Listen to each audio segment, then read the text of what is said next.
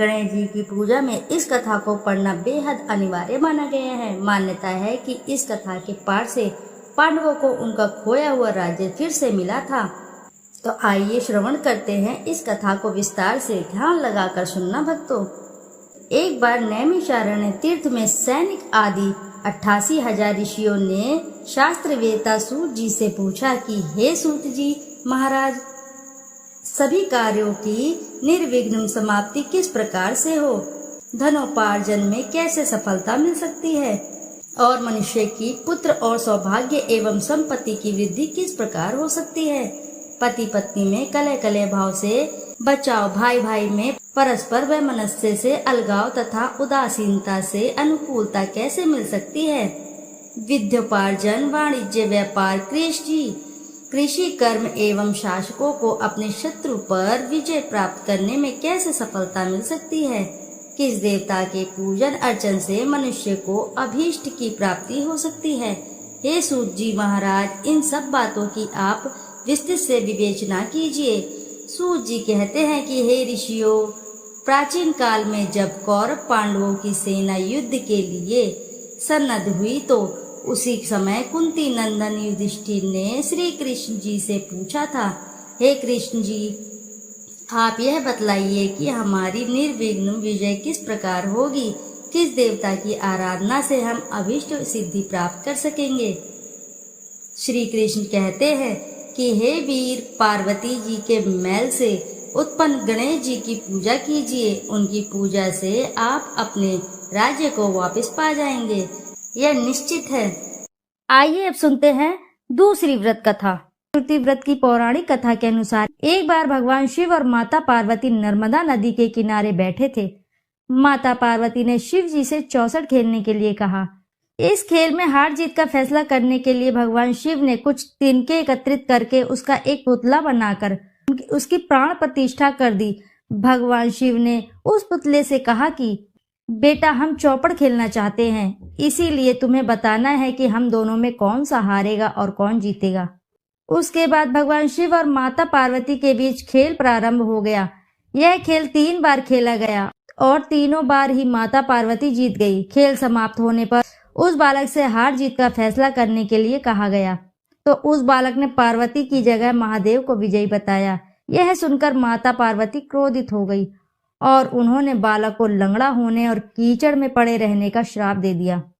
बालक ने माता पार्वती से माफी मांगते हुए कहा कि माता, मुझसे अज्ञानतावश में ऐसा हुआ है। बालक द्वारा क्षमा मांगने पर माता का दिल पिघल गया। उन्होंने कहा, यहाँ गणेश पूजन के लिए नाग कन्याएं आएंगी, उनके कहे अनुसार गणेश व्रत करो, ऐसा करने से तुम्हारा कष्ट दूर होंगे। यह कहकर माता पार्वती चली गई।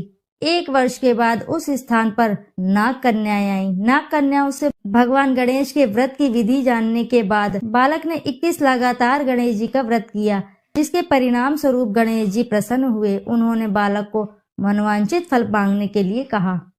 बालक ने कहा, हे विनायक, मुझे इतनी शक्ति दे दीजिए कि मैं अपने पैरों से चलकर कैलाश पर्वत तक पहुंच सकूं।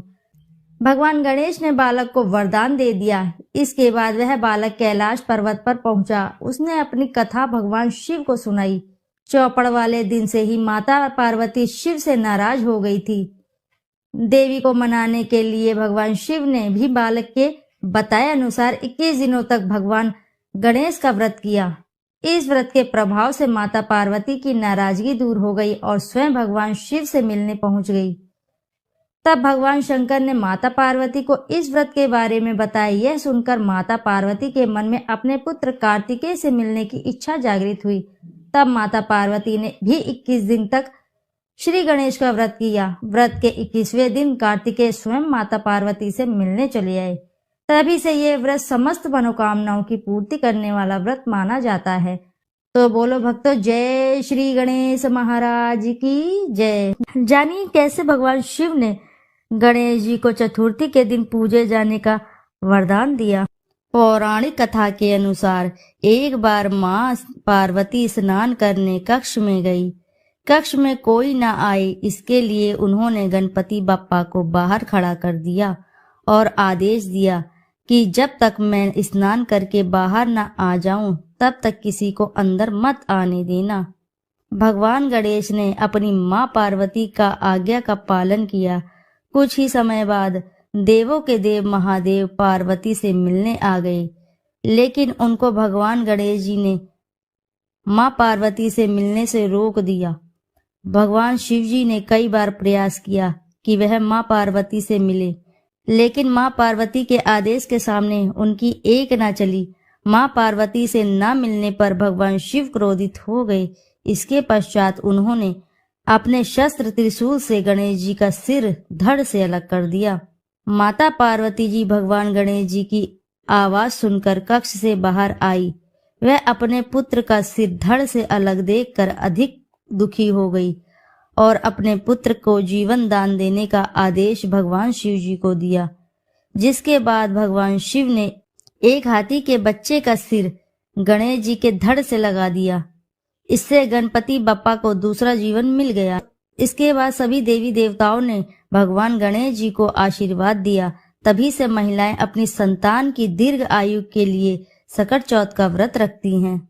मान्यता है कि इस व्रत को रखने से वृत्ति के सभी पाप कर नष्ट हो जाते हैं और दाम्पत्य जीवन सुखमय हो जाता है, जीवन कल्याणमयी बन जाता है, हर कार्य क्षेत्र में सफलता प्राप्त होती है। यदि आप इस कथा का मन लगाकर सच्ची श्रद्धा के साथ श्रवण करते हैं तो आपके समस्त कार्य धीरे धीरे सभी सिद्ध हो जाते हैं। रोग दोष कष्ट सभी जीवन से समाप्त हो जाता है। एक बार की बात है, राक्षसों के प्रकोप के कारण देवता काफी परेशान हो गए। सभी राक्षसों ने मिलकर देवताओं को परेशान कर रखा था। उनसे परेशान होकर सभी देवता भगवान शिव के पास मदद मांगने पहुंचे और मदद की गुहार लगाने लगे। देवताओं ने शिव जी को सारी परेशानी बताई और उनसे समस्या का हल मांगा। वहीं उस समय शिव जी पार्वती के साथ भगवान कार्तिकेय और गणेश जी भी बैठे थे। भगवान शिव ने देवताओं को कहा था कि आपकी परेशानी का हल कार्तिकेय और गणेश जी में से कोई एक अवश्य ही करेंगे। तभी भगवान शिव ने अपने पुत्रों से पूछा कि तुम में से कौन देवताओं की मदद कर सकता है और राक्षसों का संहार कर सकता है। तभी भगवान कार्तिकेय और गणेश जी ने कहा कि पिताजी, हम दोनों में से देवताओं की मदद कर सकते हैं। शिव जी भगवान ने फैसला किया कि तुम दोनों में से जो भी मेरी परीक्षा पर खरा उतरेगा उसे ही देवताओं की मदद करने के योग्य माना जाएगा, वही उनकी मदद करेगा। भगवान शिव ने शर्त रखी कि तुम दोनों में से जो सबसे पहले पृथ्वी की परिक्रमा करके वापस आएगा देवताओं की मदद करने के लिए जाएगा। शिव जी भगवान की यह शब्द सुनकर दोनों में हामी भर दी और यह सुनते ही भगवान कार्तिकेय अपने वाहन मोर पर सवार होकर पृथ्वी की परिक्रमा के लिए चल पड़े। लेकिन गणेश भगवान वहीं पर खड़े रहे। मन ही मन में सोचने लगे कि मैं अपने वाहन मूषक पर पृथ्वी की परिक्रमा कैसे कर सकता हूँ। तभी उन्हें एक उपाय सूझा।